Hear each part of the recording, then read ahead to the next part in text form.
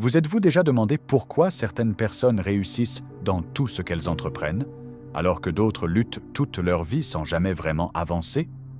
Je m'appelle Jim Rohn, et au cours des 45 dernières années, j'ai étudié plus de 500 millionnaires, d'Andrew Carnegie à Henry Ford, de Thomas Edison à Theodore Roosevelt. Aujourd'hui, je vais vous révéler les secrets que j'ai passé toute ma vie à découvrir. Si vous restez avec moi pendant les 30 prochaines minutes, je vous promets qu'après aujourd'hui, vous ne serez plus la même personne. Commençons. Voyez-vous, je sais pourquoi vous êtes là. Vous êtes fatigué. Vous vous levez le matin, c'est le même travail, les mêmes personnes, les mêmes problèmes. Vous regardez votre compte bancaire et le cœur se serre. Les rêves sont grands, mais le chemin n'est pas visible. Vos proches ont mis leurs espoirs en vous. Vous vous êtes fait des promesses, mais chaque mois passe à peine. Et le pire, vous savez que vous avez la capacité. Mais elle ne sort pas. Je dis bien, n'est-ce pas? Quand j'avais 25 ans, je n'avais rien. Pas d'argent, pas de relations, pas de diplôme.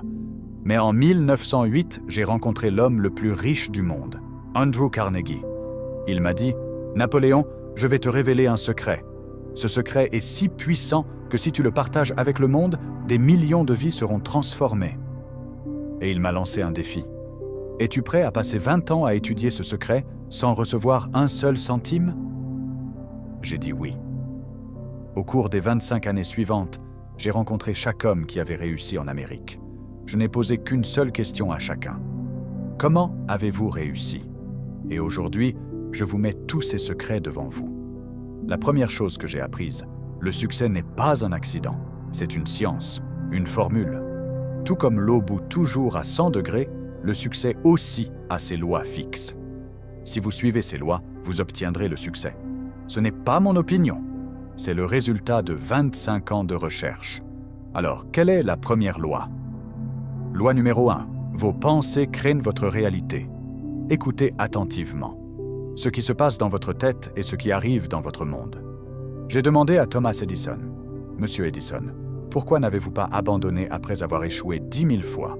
Il a souri et répondu, « Jim, je n'ai jamais pensé que je pouvais échouer. Dans mon esprit, je voyais l'ampoule briller, encore et encore, chaque nuit, chaque matin. Alors ça devait forcément devenir réalité. » Ce n'est pas de la magie. Votre esprit est un aimant. Ce que vous pensez, vous l'attirez. Commencez dès aujourd'hui. Chaque matin, dès le réveil, consacrez 5 minutes à voir votre rêve, comme s'il était déjà réalisé. Vous avez cette maison, cette voiture, ce solde bancaire. Ressentez cette sensation. Faites-le 30 jours, vous verrez que le monde commence à changer. Mais attention, penser seul ne suffira pas. Loi numéro 2. Transformez le désir en décision. Tout le monde veut réussir, mais vouloir et décider, ce sont deux choses différentes. Quand j'ai rencontré Henry Ford, je lui ai demandé « Comment êtes-vous devenu si prospère ?» Il a répondu « Jim, il y a deux types de personnes dans ce monde. Ceux qui pensent « J'aimerais pouvoir faire cela » et ceux qui disent « Je le ferai et personne ne peut m'en empêcher. » Je suis du deuxième type. Alors demandez-vous maintenant, honnêtement, est-ce que je veux vraiment changer ou je me contente d'y penser? Si vous voulez vraiment changer, mettez cette vidéo en pause. Prenez un papier et écrivez. Dans les 5 prochaines années, je deviendrai financièrement libre. C'est ma décision, pas un souhait. Puis signez. Mettez la date. C'est votre contrat avec vous-même. Et chaque fois que la peur vient, que le doute arrive, que la fatigue s'installe, regardez ce papier. Attendez une minute. Si vous regardez encore la vidéo à ce stade, je sais que vous êtes sérieux. Vous faites partie des 10% de personnes qui ne sont pas venues pour regarder, mais pour changer. Alors je vous demande une chose. Maintenant, dans les commentaires, écrivez « Je suis prêt ». Pourquoi? Parce que quand vous l'écrirez, ce ne seront plus seulement des mots. Ce sera votre engagement devant l'univers. Et appuyez aussi sur le bouton « Like ». Parce que chaque semaine sur cette chaîne, j'apporte des lois qui peuvent changer votre vie. Si vous voulez apprendre avec moi chaque semaine, abonnez-vous. Continuons. Loi numéro 3. La connaissance spécialisée est le vrai pouvoir. Beaucoup de gens pensent que la connaissance, c'est le pouvoir. Faux. C'est la connaissance organisée et appliquée qui est le pouvoir. Laissez-moi vous expliquer. Allez dans une bibliothèque. Il y a des millions de livres. Mais si vous ne savez pas quel livre lire ni comment l'appliquer, cette connaissance est inutile. Andrew Carnegie lui-même n'avait pas fait beaucoup d'études, mais il s'était entouré d'experts dont il utilisait la connaissance spécialisée. Que faire alors? Étape 1. Décidez dans quel domaine vous voulez devenir un maître. Un seul domaine. Vous ne pouvez pas tout être, mais vous pouvez être le meilleur en une chose. Étape 2. Lisez chaque livre sur ce domaine. Regardez chaque vidéo. Suivez chaque expert. Étape 3. Appliquez au fur et à mesure. La connaissance qui ne se transforme pas en action n'est que de l'information brute. Et une dernière chose, si vous n'avez pas la connaissance d'un domaine, faites-vous ami avec l'expert de ce domaine. Sa connaissance deviendra la vôtre. J'ai appris ça, ça fonctionne. Loi numéro 4. Ne gagnez pas seul, gagnez ensemble. Cette loi est si importante que j'ai écrit un livre entier dessus, le Mastermind Group. Qu'est-ce que c'est? C'est un groupe de 2 personnes ou plus qui travaillent ensemble vers un objectif commun. Et quand ces personnes se réunissent, une 3e puissance invisible se crée. Je suis sérieux. Quand 2 esprits se synchronisent, leur puissance combinée ne double pas. Elle se multiplie par 10. Andrew Carnegie avait un mastermind de 50 personnes.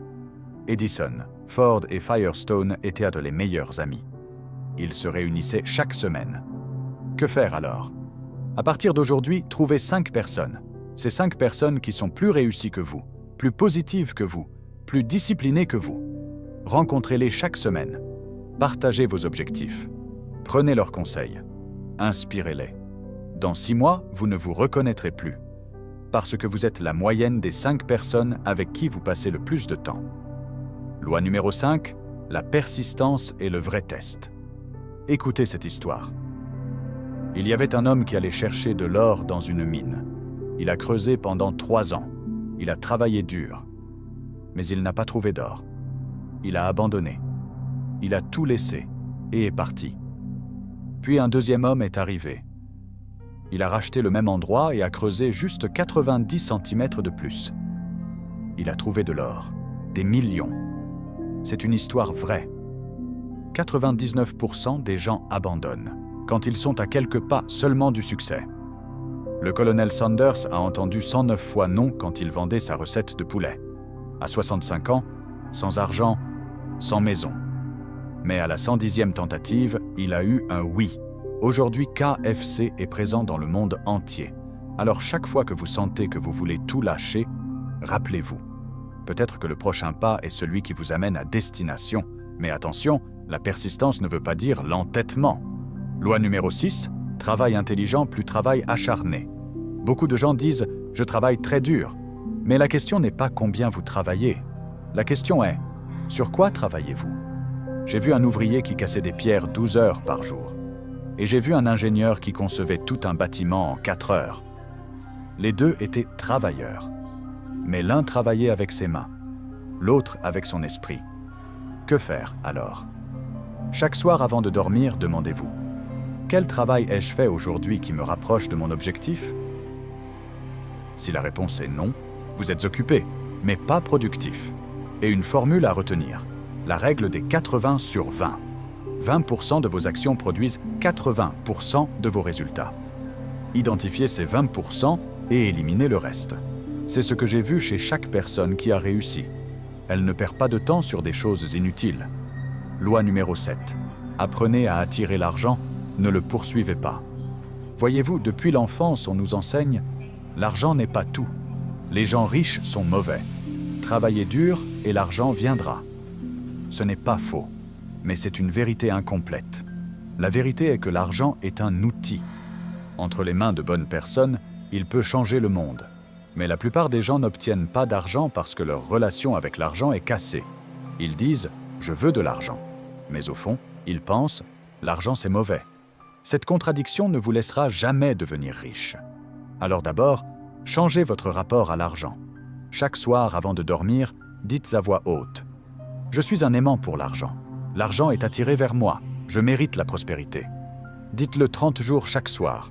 Et puis regardez comment les opportunités commencent à arriver. Loi numéro 8. La foi est le pont qui relie le désir à l'accomplissement. Je suis très sérieux quand je dis que sans foi, rien ne se produit. Mais attention, je ne parle pas de foi aveugle. Je parle de foi appliquée. La foi appliquée signifie que vous croyez en quelque chose si profondément que vous agissez en conséquence. J'ai demandé à Henry Ford, « Comment étiez-vous si confiant que le moteur FE8 pouvait être construit quand tous les ingénieurs disaient que c'était impossible ?» Il a répondu, « Jim, je l'avais vu, dans mon esprit avec une telle clarté, encore et encore, que j'avais l'impression qu'il était déjà construit. Alors pourquoi aurais-je écouté les ingénieurs? 1 an plus tard, le moteur V8 était créé. Que faire alors? Croyez en votre objectif si profondément que les doutes ne peuvent pas vous toucher. Et quand quelqu'un dit que c'est impossible, souriez et continuez à travailler. Parce que l'histoire a été faite par ceux qui ont transformé l'impossible en possible. Loi numéro 9. Le temps est votre actif le plus précieux. Écoutez attentivement. Vous pouvez gagner plus d'argent, apprendre de nouvelles compétences, nouer de nouvelles amitiés. Mais le temps, une fois passé, ne revient jamais. Chaque personne qui a réussi m'a dit une seule chose. Je connais la valeur de mon temps. Warren Buffett a dit « Je n'assiste à aucune réunion où ma présence n'est pas indispensable. » Steve Jobs a dit « Je dis non à 1000 choses chaque jour pour pouvoir dire oui à quelques-unes. » Alors dès aujourd'hui, faites un audit de votre temps. Pendant les 7 prochains jours, notez où vous passez chaque heure. Puis regardez combien de temps vous avez passé sur les réseaux sociaux, dans des conversations inutiles, avec des personnes qui ne vous font pas avancer. Puis supprimez ce temps-là. Investissez-le dans l'apprentissage, dans la création, dans la croissance. Dans 5 ans, vous serez là où vous avez investi votre temps. Loi numéro 10. Votre esprit subconscient est votre plus grand allié. Voyez-vous, votre esprit conscient est ce que vous pensez en ce moment. Mais votre esprit subconscient est ce qui fonctionne continuellement en arrière-plan. Et écoutez bien ceci. Votre esprit subconscient est 1000 fois plus puissant que votre esprit conscient. Il contrôle chaque habitude, chaque croyance, chaque réaction automatique. Alors si vous voulez que votre vie change, vous devez reprogrammer votre esprit subconscient. Comment? Par l'autosuggestion. Chaque soir avant de dormir, donnez des ordres à votre esprit subconscient. Dites à voix haute « Je m'améliore chaque jour, de toutes les façons. Je me rapproche de mes objectifs. Je suis fait pour réussir. » 30 fois, chaque soir, pendant 30 jours. Et regardez comment vos habitudes changent d'elles-mêmes, parce que votre esprit subconscient reçoit des ordres. Ce que vous répétez encore et encore devient sa programmation. Loi numéro 11. Le vrai sens du succès, c'est le service aux autres. Écoutez, les hommes les plus riches du monde n'ont pas gagné de l'argent. Ils ont résolu des problèmes. Henry Ford a pensé que les gens avaient besoin de voitures abordables. Il les a créées. Thomas Edison a pensé que les gens avaient besoin de lumière. Il la leur a donnée. Andrew Carnegie a pensé que l'Amérique avait besoin d'infrastructures solides. Il les a construites. L'argent n'était qu'un sous-produit. Alors si vous voulez vraiment devenir riche, posez-vous une seule question. Quel problème puis-je résoudre? Qui puis-je aider? Et plus vous aidez de personnes, plus l'argent viendra à vous. C'est la loi de l'univers. Mes amis, si vous êtes arrivés jusqu'ici, je sais que vous êtes différents. Vous faites partie de ce 1% qui n'écoute pas, mais qui agit. Alors je vous demande 3 choses. Premièrement, l'engagement. Écrivez dans les commentaires. Je m'engage à suivre ces lois pendant les 90 prochains jours. Quand vous l'écrirez, ce ne seront pas de simples mots. Ce sera votre promesse. Deuxièmement, la communauté. Abonnez-vous à cette chaîne. Parce que chaque semaine, j'apporte des lois, des stratégies, des secrets qui changeront votre façon de penser. Appuyez sur la cloche pour ne manquer aucune vidéo. Troisièmement, la contribution. Envoyez cette vidéo à 5 personnes dont vous voulez changer la vie. Parce que quand vous partagez la connaissance, l'univers vous la rend au décuple. Et je vous dis une dernière chose. Si vous avez suivi ces lois honnêtement, avec constance et avec foi, dans exactement 1 an, vous serez une personne différente. Votre solde bancaire sera différent. Votre façon de penser sera différente. Votre vie sera différente. Et ce jour-là, vous reviendrez sur cette vidéo et vous commenterez. Merci Jim, Vous avez changé ma vie. J'attends ce commentaire. Maintenant, levez-vous. Prenez un papier et un crayon. Écrivez votre objectif. Et commencez. Parce que votre heure est venue. Votre tour est arrivé. Vos lois du succès ont déjà commencé. Je suis avec vous à chaque pas. Partie 2. Le discours philosophique. Mes amis, approchez-vous. Parce que j'ai une vérité à partager avec vous. Une vérité qui sommeille depuis trop longtemps dans l'ombre des tentatives inachevées. Je suis Jim. Et si vous avez gardé les yeux ouverts sur les possibilités de l'esprit humain, vous savez que ma voix porte le poids d'une vie entière. Le poids de ceux qui ont plié le destin à leur volonté. J'ai été assis aux pieds d'Andrew Carnegie. J'ai percé les secrets de la flamme inébranlable d'Edison. J'ai extrait l'essence du succès de la vie de plus de 500 des âmes les plus fortunées de ce monde. Et en ce moment précis, je ne vous parle pas d'un livre poussiéreux. Je vous parle du feu qui brûle encore dans ma poitrine.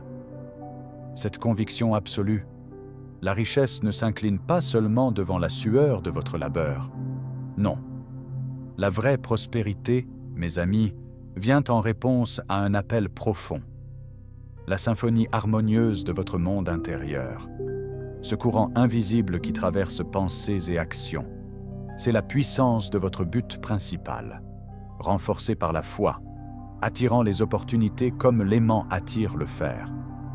Laissez-moi vous peindre une image qui a hanté les rêves des vaincus et embrasé les fourneaux des vainqueurs. Imaginez un homme. Appelons-le Elias. Un nom tiré des archives de mes propres investigations. Il travaillait du premier rayon de l'aube jusqu'à ce que les étoiles prennent possession du ciel. Il bâtissait des empires d'acier dans son esprit, traçait des cartes vers des fortunes illimitées. Pourtant, ses trésors restaient aussi stériles qu'un champ d'hiver. Pourquoi? Non pas par manque de travail. Oh non. Elias pourchassait la richesse comme un chien pourchasse un cerf. Mais dans son cœur se cachait le fantôme du doute, un murmure qui disait « Tu n'es que l'ombre des grands hommes ». Chacun de ses pas résonnait du bruit de l'incompétence. Et ainsi, l'univers, dans sa comptabilité infinie, lui renvoyait comme un miroir l'écho de sa propre lâcheté. Elias n'est pas mort dans le dénuement matériel. Il est mort dans la pauvreté la plus riche, celle d'une âme en désaccord avec sa propre puissance. Comparez-le maintenant à des personnes comme Sarah, une femme que j'ai connue, une veuve qui, dans la tourmente du krach de 1929, ne lui restait qu'une aiguille à coudre et 3 bouches affamées. Le monde rugissait de destruction. Mais Sarah s'est tournée vers l'intérieur. Elle n'a pas imaginé simplement la survie, elle a imaginé la souveraineté, sa propre boutique, des robes sur les épaules de reine. Chaque nuit, elle revenait dans sa chambre ordinaire, fermait les yeux et se promenait dans ses couloirs imaginaires.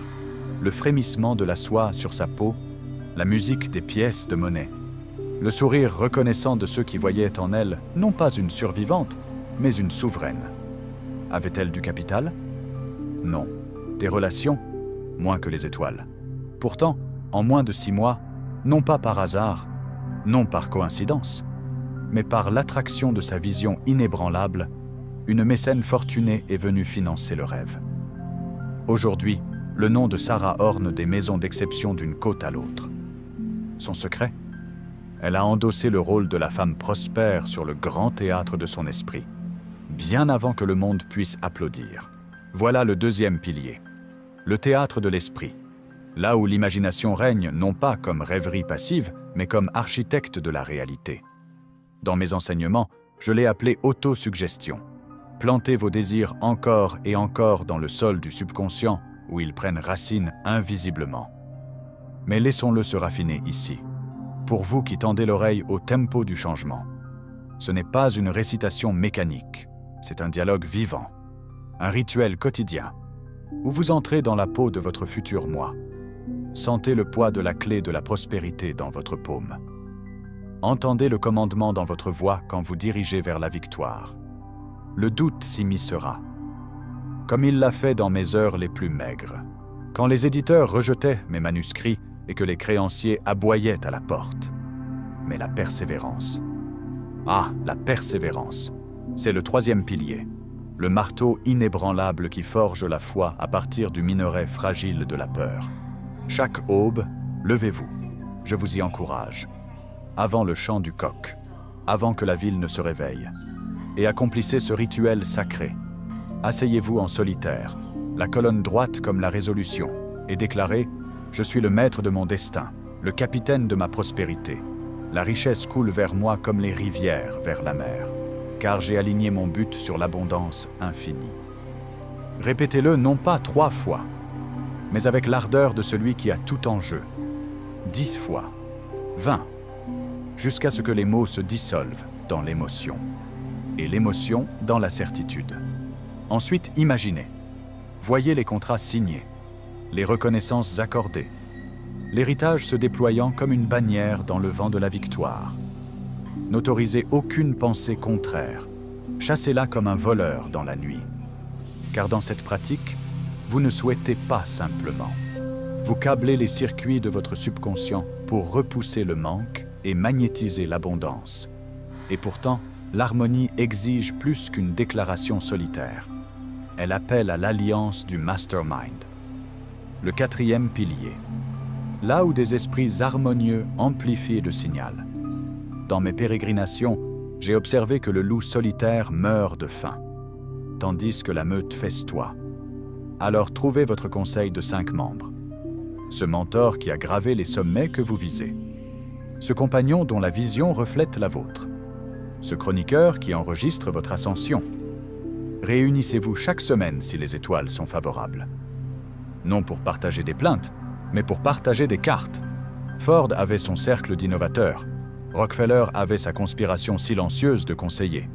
Vous devez aussi convoquer cette académie invisible, car l'isolement produit des chambres d'écho de défaite, tandis que l'alliance synchronise votre vibration sur le cœur de la certitude collective. Et méfiez-vous des saboteurs, ce 5e pilier du danger, ces atmosphères et influences qui émoussent votre tranchant. Le bourdonnement du pessimiste, le défilement du distrait perpétuel, la rumination des anciennes défaites, ces éléments qui brouillent votre transmission. J'ai conseillé un jeune inventeur, appelons-le Thomas. Son talent vacillait comme une bougie dans la tempête, entouré de proches qui se moquaient de sa flamme de fou. Il chancelait au bord du découragement. « Coupe les liens », lui ai-je dit. « Trouve la terre qui nourrira tes graines. » Il l'a fait. Il s'est déplacé vers un espace où les étincelles deviennent des flammes. En moins d'1 an, son brevet a éclairé le monde. Alors soignez votre royaume. Dévorez les livres de ceux qui gravissent, non les tableaux de ceux qui se lamentent. Fréquentez les bâtisseurs, non les plaignants. Faites de votre espace un temple des possibilités, des murs ornés des cartes de votre empire, des rayonnages pliants sous le poids de la sagesse. Maintenant, à mesure que le rideau du soir approche dans notre discussion, faisons face aux tempêtes qui mettent à l'épreuve cette forteresse intérieure. Car nul château ne résiste intact. L'adversité gronderait, les factures impayées, les portes fermées, les rêves différés. Dans ces heures, rappelez-vous le 6e pilier, la transformation, l'art alchimique de convertir les chocs en tremplins dorés. Ne craignez pas la chute, accueillez-la comme la chaleur du fourneau. Car quand j'écrivais mes lois au milieu du désastre personnel, chaque refus était le ciseau qui taillait ma résolution. Demandez-vous, quelle graine de puissance est plantée dans cette tempête? Puis agissez, de manière décisive, sans la paralysie de la perfection. Un pas dans l'harmonie vaut 1000 dans la discordance. Imaginez maintenant votre vie comme cette grande symphonie. Le désir, l'ouverture, l'imagination, la mélodie, la foi, le point culminant, la persévérance, le rythme, l'alliance, l'harmonie, l'environnement, la scène, la transformation, le final. Ensemble, ils composent la rhapsodie de la prospérité. Là où la richesse n'est pas un but, mais le gracieux écho d'une vie vécue avec un but accompli. Mais les mots seuls, mes fermes compagnons, ne sont que des étincelles, l'action et le feu. Je vous lance donc ce défi. Ce soir, sur du papier, écrivez votre but principal définitif. non pas en traits vagues, mais en lignes audacieuses et mesurables. D'ici la prochaine saison, je commanderai une entreprise qui me rapportera 10 fois mes revenus actuels en servant ainsi. Lisez-le matin et soir. Ressentez-le comme votre battement de cœur. Dans 7 jours, rapportez dans les commentaires ci-dessous. Quel but avez-vous déclaré? Qui est votre premier allié du mastermind? Partagez-le pour que votre déclaration enflamme une autre flamme. Et si ce feu secoue votre âme comme il secouait la mienne, ne le gardez pas pour vous. Appuyez sur la cloche like de cette vidéo pour que son écho atteigne ceux qui gravitent dans votre sphère. Abonnez-vous pour que nous voyagions ensemble sur ce chemin. Des injections hebdomadaires de sagesse qui bâtissent des empires. Ne commentez pas des platitudes, mais vos serments. Je réclame mon harmonie aujourd'hui. Car dans votre voix, j'entends le cœur de la prospérité à venir. Mes amis, à l'approche du rideau du soir sur notre discussion, sachez ceci. Vous n'avez pas été jetés dans cette arène pour gratter des miettes. Vous êtes les architectes d'infinité, les conducteurs de fortunes invisibles. Alignez votre but, harmonisez votre cœur, et regardez comment la richesse, longtemps en orbite dans une attente fidèle, tombe comme la manne du ciel. Maintenant, allez. Et ne construisez pas seulement avec vos mains. Construisez avec la pleine orchestration de votre âme invincible. Le monde attend votre signal.